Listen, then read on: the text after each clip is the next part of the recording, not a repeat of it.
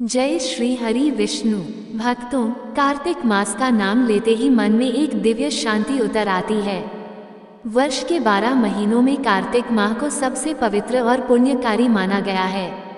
यह महीना स्वयं भगवान विष्णु को अत्यंत प्रिय है, क्योंकि इसी मास में श्रीहरि विष्णु क्षीरसागर में योग निद्रा से जागते हैं और समस्त लोकों में धर्म, सत्य और प्रकाश की स्थापना होती है।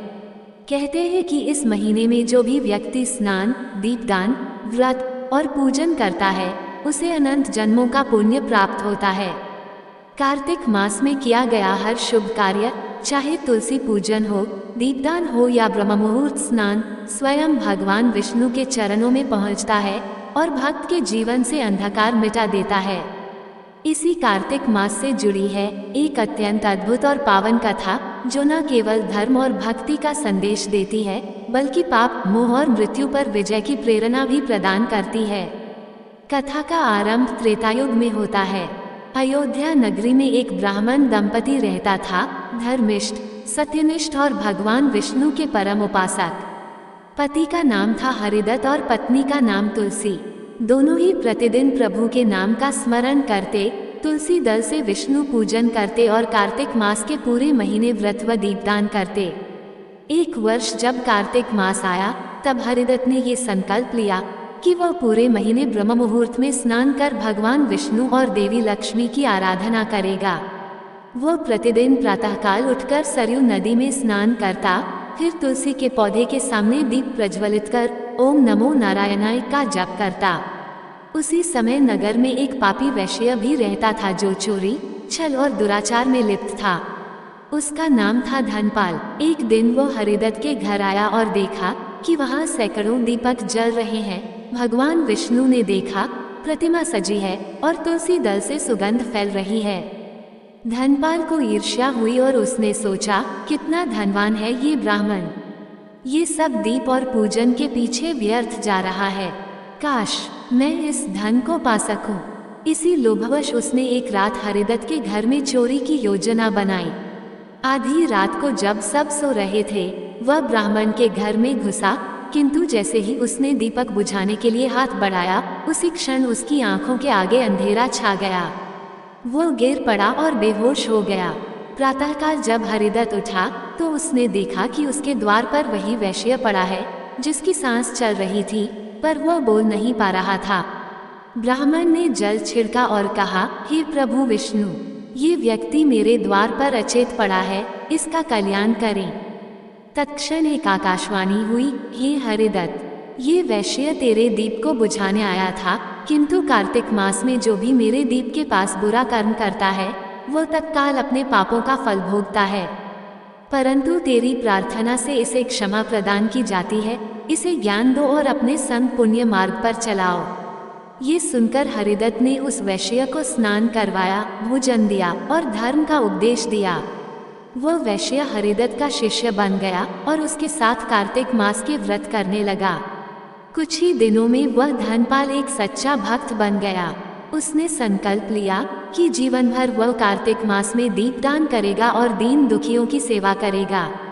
उसमें परिवर्तन को देखकर नगर के लोग चकित रह गए। धीरे धीरे यह बात पूरे अयोध्या में फैल गई कि कार्तिक दीपदान के प्रभाव से एक पापी वैश्य भी संत बन गया।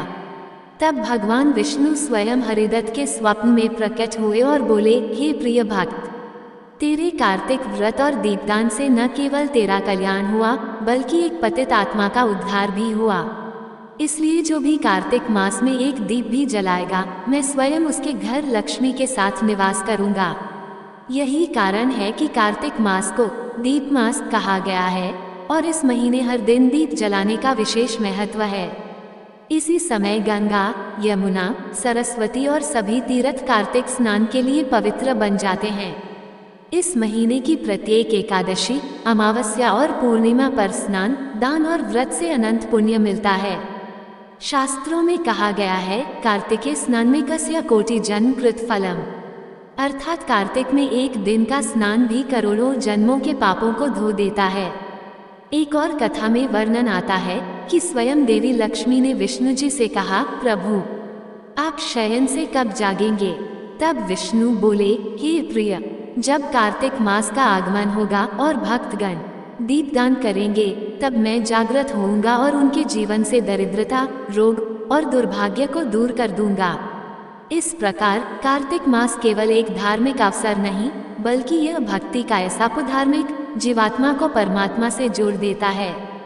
जो भक्त इस महीने तुलसी के समक्ष दीप जलाकर भगवान का नाम जपते हैं, उनके घर में स्थायी सुख और शांति का वास होता है। उनके पूर्वजों की आत्माओं को भी शांति प्राप्त होती है। इसलिए कहा गया है कि यदि किसी के जीवन में बार बार दुख, बाधा या संकट आ रहे हों, तो उसे कार्तिक मास में स्नान, दीपदान और भगवान विष्णु की आराधना अवश्य करनी चाहिए। भक्तों, यह महीना साधना, शुद्धि और समर्पण का प्रतीक है। ये हमें याद दिलाता है कि जैसे अंधकार दीपक के सामने टिक नहीं सकता, वैसे ही पाप और भय भी ईश्वर भक्ति के प्रकाश में विलीन हो जाते हैं। तो आइए हम सब इस कार्तिक मास में एक दीप जलाएं, जो केवल मिट्टी का दीप ना हो, बल्कि हमारी आत्मा का दीप हो, जो भीतर के अंधकार को मिटाकर भगवान विष्णु के चरणों तक हमें पहुंचाए। जय श्री हरि। जय कार्तिक माह की दिव्यता को नमन। जय श्री लक्ष्मी नारायण। भक्तों, कार्तिक अमावस्या जो दीपोत्सव के पवित्र पंचदिवसीय पर्व का अंतिम और सबसे रहस्यमय दिन माना जाता है। ये वह तिथि है जब अंधकार अपने चरम पर होता है और उसी क्षण देवी लक्ष्मी का प्रकाश संपूर्ण संसार में फैलता है। कहते हैं इस दिन सूर्य और चंद्रमा दोनों अदृश्य रहते हैं, पर दिव्यता का सबसे प्रखर प्रकाश भक्तों के हृदय में जलता है। इस तिथि को महालक्ष्मी अमावस्या, यम तर्पण तिथि और पितृ मोक्ष दिवस के रूप में भी जाना जाता है। जो भक्त इस दिन श्रद्धा, स्नान, दान, दीपदान और लक्ष्मी पूजन करते हैं, उनके घर में समृद्धि, शांति और सौभाग्य स्थायी रूप से निवास करता है। अब आइए सुनते हैं इस दिन से जुड़ी वह पौराणिक कथा जो युगों से सुनाई जा रही है और जिसके पीछे छिपा है गूढ़ आध्यात्मिक संदेश। बहुत समय पहले सतयुग के उत्तरार्ध में एक नगर था, नाम था कौशाम्बी। वहाँ एक व्यापारी रहता था, सुदर्शन नाम का। वह अत्यंत धर्मनिष्ठ, सत्यवादी और ईश्वर भक्त था। उसके जीवन का एक ही नियम था, हर मास की अमावस्या को दीपदान और लक्ष्मी पूजन।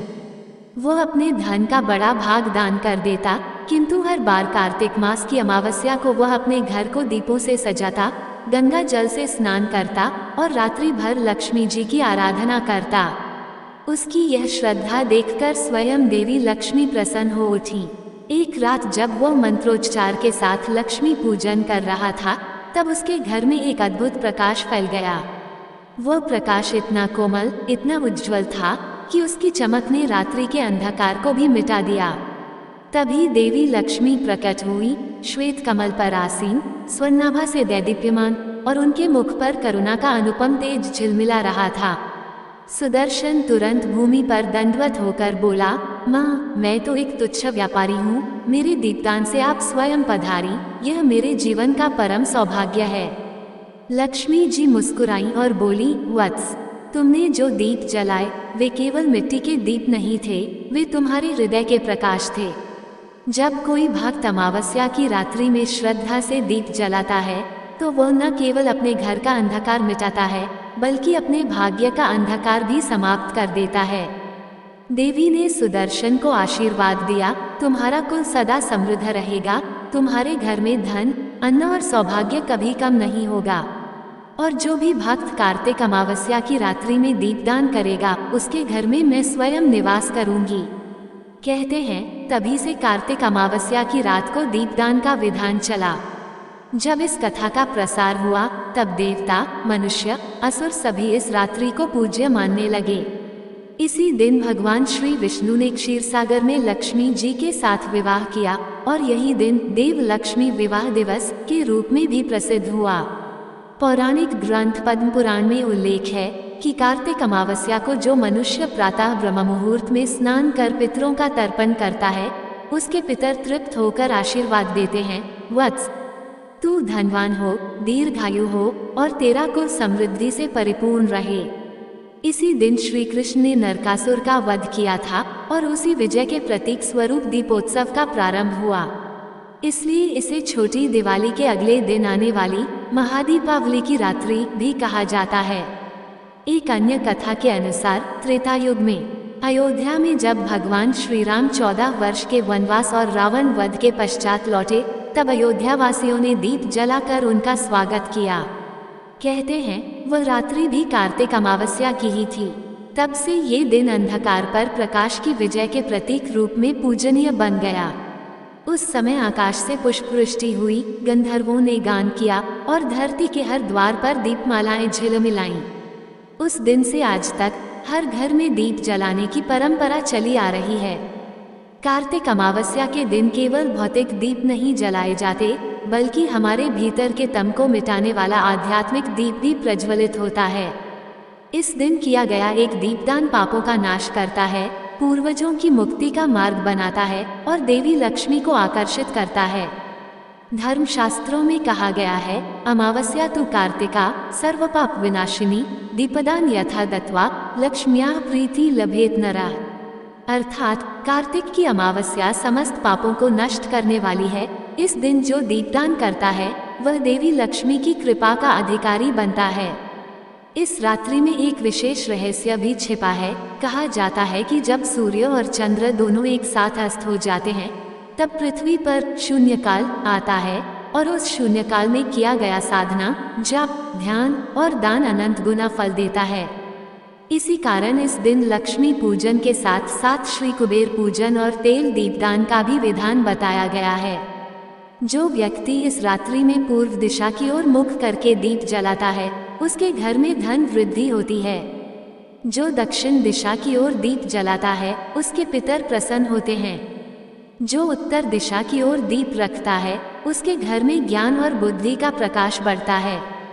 और जो पश्चिम दिशा में दीप जलाता है, वह पापों से मुक्त होकर मोक्ष की ओर अग्रसर होता है।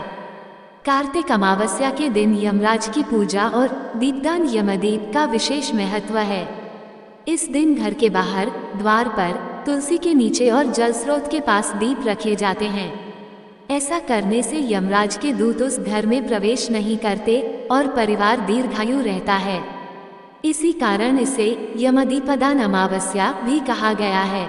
जब रात गहराती है और आकाश में असंख्य तारक दीप झिलमिलाते हैं, तब कहा जाता है कि स्वयं देवी लक्ष्मी पृथ्वी पर भ्रमण करती हैं और जिनके घर में शुद्धता, भक्ति और दीपों का प्रकाश होता है, वहीं वे प्रवेश करती हैं। जो लोग इस रात जप, ध्यान या श्री सूक्त पाठ करते हैं, उनके जीवन में कभी अभाव नहीं रहता। अतः हे भक्तों, जब भी कार्तिक अमावस्या आए तो इसे केवल एक तिथि न माने, बल्कि एक आध्यात्मिक जागरण का पर्व माने। अपने भीतर का दीप जलाएं, मन का अंधकार मिटाएं और श्री लक्ष्मी नारायण का स्मरण करें, क्योंकि यही वह रात्रि है जब अंधकार भी प्रकाश को प्रणाम करता है और नरक का द्वार भी मोक्ष में बदल जाता है। जय श्री लक्ष्मी नारायण। भक्तजनों, जब हम श्रद्धा और भक्ति से अपने पितरों का आह्वान करते हैं, तब वे अदृश्य लोक से आकर हमारे आसपास उपस्थित हो जाते हैं। जल के प्रत्येक कण में, अन्न के प्रत्येक दाने में और मंत्रों के प्रत्येक अक्षर में उनकी आत्मा तृप्त होती है। इस दिन किया गया श्राद्ध केवल पितरों को संतुष्ट ही नहीं करता, बल्कि हमारे कुल को समृद्धि, शांति और संतति की स्थिरता भी प्रदान करता है। ये तिथि केवल वंशजों का कर्तव्य ही नहीं, बल्कि भक्ति और कृतज्ञता का उत्सव है, जिसमें हम अपने पूर्वजों को प्रणाम करके उनके आशीर्वाद से अपने जीवन को दिव्यता और प्रकाश से भर लेते हैं। भक्तों, अब हम अमावस्या की पावन कथाओं का श्रद्धापूर्वक श्रवण करेंगे, जिससे हमारे पितृगण अत्यंत प्रसन्न होंगे और प्रसन्न होकर हम पर अपना स्नेह, आशीर्वाद तथा कृपा की अमृतधारा बरसाएंगे। उनके आशीष से पितृदोष का नाश होगा, परिवार में सुख, समृद्धि, शांति और सद्भावना का वास होगा तथा हमारे जीवन में धर्म, अर्थ, काम और मोक्ष की प्राप्ति का मार्ग सुगम होगा। भक्तों, अमावस्या की कथाओं को सुनने से मनुष्य के सभी पाप और संकट दूर हो जाते हैं तथा उसकी मनोकामनाएं पूर्ण होती हैं। तो अब हम आपको सुनाने जा रहे हैं अमावस्या की बड़ी ही दुर्लभ कथा। अतः आप इन सभी कथाओं को बड़ी ही श्रद्धा और प्रसन्नचित मन से पूरा अवश्य सुनिए। तो चलिए आज की इस कथा को हम शुरू करते हैं। कथा शुरू करने से पहले आप सभी से निवेदन है कि चैनल को सब्सक्राइब करें और कमेंट बॉक्स में जय श्री हरि विष्णु, जय मां लक्ष्मी लिखकर अपनी हाजिरी अवश्य लगवाएं। श्री हरि विष्णु हम सब पर अपनी कृपा बनाए रखें। जय मां लक्ष्मी। तो चलिए आज की कथा शुरू करते हैं। पौराणिक कथा के अनुसार एक साहूकार के 7 बेटे और 7 बहुएं थीं तथा एक बेटी भी थी। साहूकार के घर रोज एक जोगी आता था जिसे साहूकार की बहू भिक्षा देती थी। उस जोगी को जब साहूकार की बेटी भिक्षा देने आती तो वो उससे भिक्षा नहीं लेता था और कहता था, तेरे भाग्य में सुहाग की जगह दुहाग लिखा है। लड़की को उस जोगी की यह बात बहुत बुरी लगती और एक दिन वह अपनी माँ से रोते रोते जोगी की बात बताती है। सारी बात सुनकर माँ कहती है, कल जब जोगी आएगा तब मैं सुनती हूँ कि वो क्या कहता है और क्यों कहता है। अगले दिन फिर जोगी आता है तो साहूकार की पत्नी छिपकर बैठ जाती है और लड़की को भिक्षा देने भेजती है। जोगी उससे भिक्षा नहीं लेता और फिर वही बात दोहराता है, तेरे भाग्य में सुहाग की बजाय दुहाग लिखा है। लड़की की माँ बाहर निकलकर आती है और जोगी से कहती है, एक तो हम तुम्हें भिक्षा देते हैं और तू हमें गाली देता है। जोगी कहता है, मैं गाली नहीं दे रहा हूँ, जो बात सच है वही कह रहा हूँ। इसके भाग्य में जो लिखा है मैं वही सच आपको बता रहा हूँ। सारी बातें सुनने पर लड़की की माँ कहती है, जब तुझे सारी बात पता है तो इससे बचने का उपाय भी पता होगा, वह बता। जोगी कहता है, 7 समंदर पार एक धोबिन रहती है जिसका नाम सोना है। वह अमावस्या का व्रत करती है। अगर वह आकर इसे फल दे दे तब इसका दुहाग चल सकता है, अन्यथा विवाह के समय सर्प के काटने से इसके पति की मृत्यु हो जाएगी। सारी बात सुनकर माँ रोने लगी और सोना धोबिन की तलाश में निकल गई। चलते चलते रास्ते में तेज धूप पड़ रही थी, जिससे बचने के लिए वह एक पीपल के वृक्ष के नीचे बैठ गई। उसी वृक्ष पर एक गरुड़ के बच्चे अपने घोंसले में थे। एक सांप आया और गरुड़ के बच्चों को खाने के लिए लपका, लेकिन साहूकारनी ने उस सांप को मारकर बच्चों की रक्षा की। कुछ देर बाद गरुड़नी आई और सब जगह खून देखकर साहूकारनी को चोंच से मारने लगी। साहूकारनी बोली, एक तो मैंने तेरे बच्चे को सांप से बचाया और तू मुझे ही मार रही है। सारी बातें जानने पर गरुड़नी बोली, तूने मेरे बच्चों की रक्षा की है, इसलिए मांग जो चाहती है। साहूकारनी गरुड़नी से कहती है, मुझे 7 समंदर पार सोना धोबिन के यहाँ छोड़ दो। और गरुड़नी ने वैसा ही किया। साहूकारनी वहां पहुंच तो गई, लेकिन सोचने लगी कि इसे कैसे मनाऊं। सोना धोबिन की भी 7 बहुएं थीं, लेकिन घर के काम को करने के लिए सदा आपस में ही लड़ती झगड़ती रहती थीं। रात को जब सब सो जाते तो ब्राह्मणी साहू के घर जाती और चुपके से सारा काम करके उजाला होने से पहले चली भी जाती। सारी बहुएं आपस में यही सोचती कि कौन सी बहू है जो सारा काम कर देती है, लेकिन एक दूसरे से पूछने की हिम्मत किसी की भी नहीं होती। एक दिन सोना धोबिन ने भी सोचा, आजकल बहुएं लड़ती भी नहीं हैं और काम भी सारा हो जाता है। सोना धोबिन ने सारी बहुओं को बुलाया और पूछा, आजकल तुम लड़ भी नहीं रही हो और घर का सारा काम भी हो जाता है। सोना धोबिन ने अपनी बहू से पूछा, घर का सारा काम कौन करता है? बहुएं सास से झूठ कहती हैं, लड़ाई करने से क्या फायदा, इसलिए हम मिलकर काम कर लेते हैं। सोना धोबिन को अपनी बहू की बात पर विश्वास नहीं होता और वह रात में जागकर स्वयं सच देखना चाहती है कि कौन घर का सारा काम करता है। रात होने पर सोना धोबिन छिपकर बैठ जाती है कि देखूं कौन सी बहू काम करती है। रात हुई तो वह देखती है कि एक औरत चुपके से घर में घुस रही है। वह देखती है कि उसने घर का सारा काम कर दिया है और जाने की तैयारी में है। जैसे ही साहूकारनी जाने लगती है तो सोना धोबिन उसे रोकती है और पूछती है, तुम कौन हो और क्या चाहती हो? साहूकारनी कहती है, पहले तुम वचन दो तब बताऊंगी। सोना धोबिन वचन देती है। तब साहूकारनी कहती है, मेरी बेटी के भाग्य में दुहाग लिखा है, लेकिन तुम अमावस्या का व्रत करती हो तो मेरे साथ चलकर उसे सुहाग दे दो। सोना धोबिन वचन से बंधी थी तो वह साहूकारनी के साथ चलने को तैयार हो जाती है। जाते हुए सोना धोबिन अपने बेटों व बहुओं से कहती है, मैं इस औरत के साथ इसकी बेटी को सुहाग देने जा रही हूँ, लेकिन अगर मेरे पीछे से तुम्हारे पिताजी मर जाएं, तो उन्हें घी और तेल के कूप में डालकर रख देना। सोना धोबिन साहूकारनी के घर पहुंच जाती है। साहूकारनी अपनी बेटी का विवाह करती है तो फेरों के समय सोना धोबिन कच्चा करवा, दूध तथा तार लेकर बैठ जाती है। कुछ समय बाद सांप आया और दूल्हे को डसने लगा, तो सोना धोबिन ने करवा आगे कर तार से सांप को बांध दिया और सांप मर गया। अब सोना धोबिन ने लड़की को सुहाग दिया और कहा, अब तक मैंने जितनी अमावस्या की है वह साहूकार की इस लड़की को मिलेगा। अब आगे जो अमावस्या मैं करूंगी उनका फल मेरे पति और मेरे बेटों को मिलेगा। सभी लोग अमावस्या माता की जय जयकार करने लगे। सोना धोबिन अपने घर वापस जाने को तैयार हुई तो साहूकार ने कहा, तुमने मेरे जमाई को जीवन दान दिया है, इसलिए तुम जो चाहो मांग लो। सोना धोबिन बोली, मुझे कुछ नहीं चाहिए, और वह चली गई। रास्ते में चलते हुए फिर से अमावस्या आ गई। उसने पीपल के पेड़ के नीचे बैठकर कहानी कही, व्रत रखा और पीपल के पेड़ की 108 बार परिक्रमा की।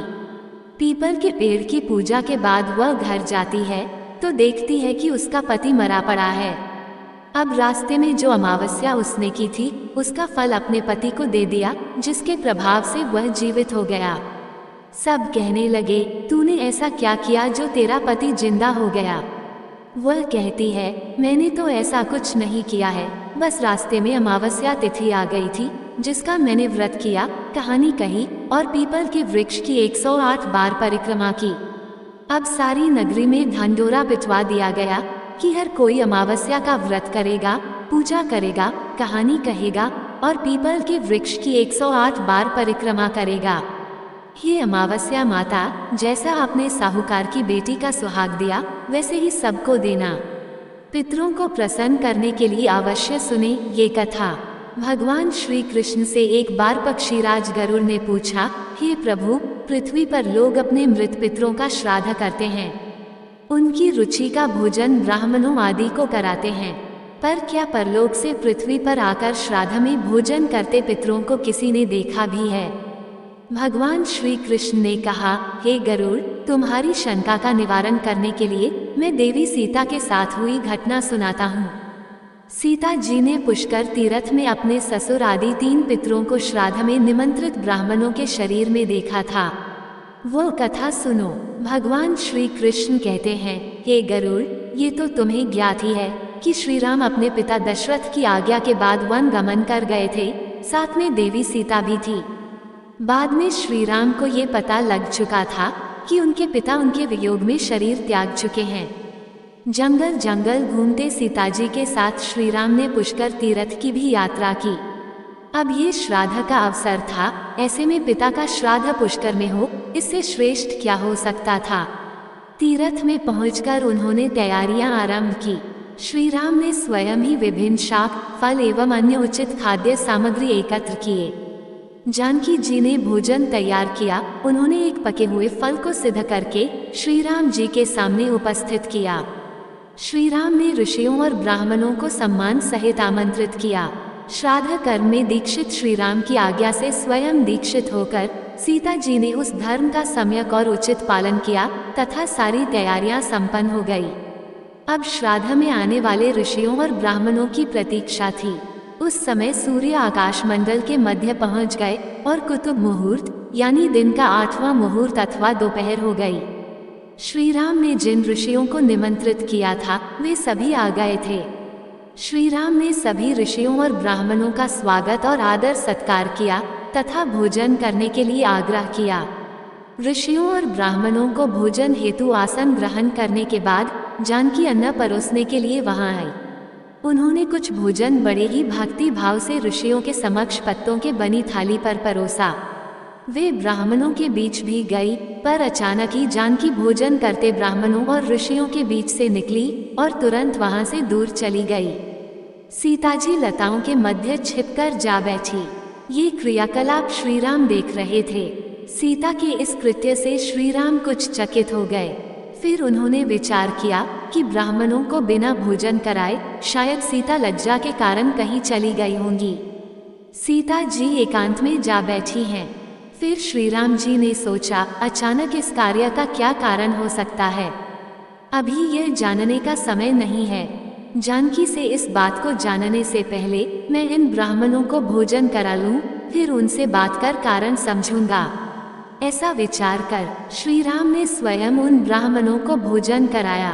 भोजन के बाद ऋषियों को विदा करते समय भी श्री राम के मस्तिष्क में यह बात रह रह कर कचोट रही थी कि सीता ने ऐसा अप्रत्याशित व्यवहार क्यों किया। उन ब्राह्मणों के चले जाने पर श्री राम ने अपनी प्रियतमा सीता जी से पूछा, ब्राह्मणों को देखकर तुम लताओं की ओट में क्यों छिप गई थी?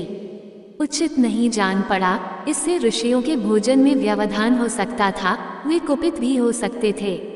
श्री राम बोले, हे सीता, तुम्हें तो ज्ञात है कि ऋषियों और ब्राह्मणों को पितरों के प्रतीक माना जाता है, ऐसे में तुमने ऐसा क्यों किया? इसका कारण जानने की इच्छा है, मुझे अविलंब बताओ। श्री राम के ऐसा कहने पर सीता जी मुंह नीचे कर सामने खड़ी हो गई और अपने नेत्रों से आंसू बहाती हुई बोली, हे नाथ, मैंने यहाँ जिस प्रकार का आश्चर्य देखा है उसे आप सुने। इस श्राद्ध में उपस्थित ब्राह्मणों के बीच में मैंने दो महापुरुषों को देखा जो राजा जैसे प्रतीत हो रहे थे। ऋषियों और ब्राह्मणों के बीच सजे धजे राजा महाराजा जैसे महापुरुषों को देख मैं अचरज में थी। तभी मैंने आपके पिताश्री के भी दर्शन किए, वह भी सभी तरह के राजसी वस्त्रों और आभूषणों से सुशोभित थे। आपके पिता को देखकर मैं बिना बताए एकांत में चली आई थी। मुझे न केवल लज्जा का बोध हुआ, वरन मेरे विचार में कुछ और भी आया। तभी निर्णय लिया, हे प्रभु, पेड़ों की छाल, वल्कल और मृगचर्म धारण करके मैं अपने ससुर के सम्मुख कैसे जा सकती थी। मैं आपसे ये सत्य ही कह रही हूँ, अपने हाथ से राजा को मैं वह भोजन कैसे दे सकती थी जिसके दासों के भी दास कभी वैसा भोजन नहीं करते। मिट्टी और पत्तों आदि से बने पात्रों में उस अन्न को रखकर मैं उन्हें कैसे दे देती। मैं तो वही हूँ जो पहले सभी प्रकार के आभूषणों से सुशोभित रहती थी और आपके पिताश्री मुझे वैसी स्थिति में देख चुके थे। आज मैं इस अवस्था में उनके सामने कैसे जाती, इससे उनके मन को भी क्षोभ होता। मैं उनको क्षोभ में कैसे देख सकती थी? क्या ये कहीं से उचित होता? इन सब कारणों से हुई लज्जा के कारण मैं वापस हो गई और किसी की दृष्टि ना पड़े इसलिए सघन लता में आ बैठी। गरुड़ जी बोले, हे भगवान, आपकी इस कथा से मेरी शंका का उचित निवारण हो गया कि श्रद्धा में पितर साक्षात प्रकट होते हैं और वे श्राद्ध का भोजन करने वाले ब्राह्मणों में उपस्थित रहते हैं। जय श्री राम। प्रेम से बोलिए, जय श्री हरि विष्णु। ऐसे ही और भी रोचक और आध्यात्मिक वीडियो के लिए चैनल को सब्सक्राइब कर लें। दोस्तों, आपको ये कथा कैसी लगी कृपया कमेंट करके जरूर बताएं। वीडियो पसंद आया हो तो लाइक करें और अपने दोस्तों के साथ शेयर करें। कमेंट बॉक्स में जय श्री हरि विष्णु, जय मां लक्ष्मी लिखना ना भूलें। फिर मिलते हैं एक और दिलचस्प वीडियो के साथ। धन्यवाद। जय श्री कृष्ण।